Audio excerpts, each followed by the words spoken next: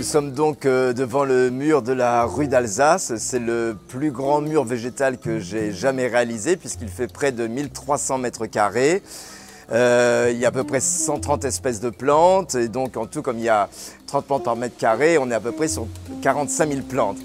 Donc ce mur a été installé il y a 2 ans et demi. Ce qui est très rassurant, c'est de voir que les plantes qui sont présentes sont en pleine forme, en pleine floraison comme les campanules, comme certains géraniums. Donc on voit que toutes les zones qui fonctionnent bien sont absolument parfaites. En revanche, on voit des zones où les plantes ont disparu ou sont mortes et donc ça c'est évidemment lié à différents problèmes. Il y a l'irrigation qui n'est pas bien checkée. Par exemple, quand une électrovanne claque, il vaut mieux changer la pile pour que l'eau coule à nouveau, des petits détails comme ça. Il y a évidemment tout l'entretien nécessaire puisqu'un mur végétal est une œuvre vivante, évolutive, qui, comme tout être vivant, demande une surveillance. Là, on a eu 2 hivers froids, donc ça c'est tout à fait normal dans ces cas-là qu'il y ait 5 à 10% de plantes qui meurent. Donc évidemment, dans ce cas-là, il faut les remplacer. Bon, évidemment, plus les plantes vieillissent, moins elles sont fragiles, donc mieux ça se passe. Mais les premières années, les 2-3 premières années, il faut être extrêmement vigilant. Et là, visiblement, il y a eu un certain manque de vigilance.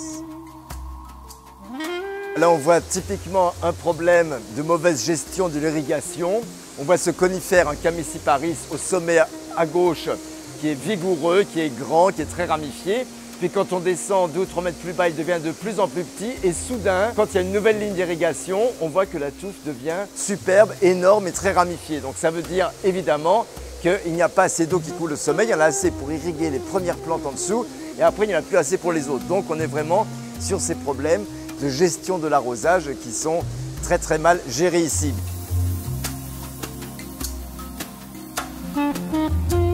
Là, on voit très bien sous la cage d'escalier et à proximité de l'ascenseur, donc une zone qui est totalement ombrée, que les plantes ont évidemment beaucoup de difficultés, ce qui est tout à fait normal. Évidemment, j'ai choisi des plantes adaptées à l'ombre.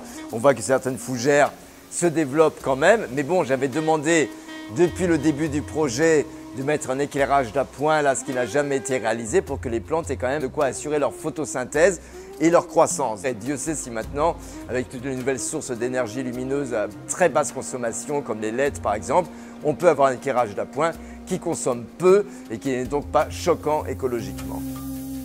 Je pourrais évidemment demander que si jamais il y avait vraiment un très mauvais entretien et donc un aspect négatif dans l'image véhiculée par ce mur végétal, je suis tout à fait en droit de demander la dépose du mur végétal aux frais du propriétaire.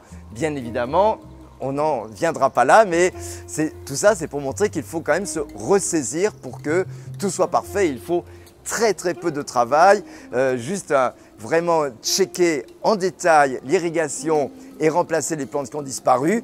En 1 semaine de travail, tout doit être parfaitement réalisé pour que le mur soit parfait, ce plus grand mur végétal du monde soit l'image d'excellence du mur végétal.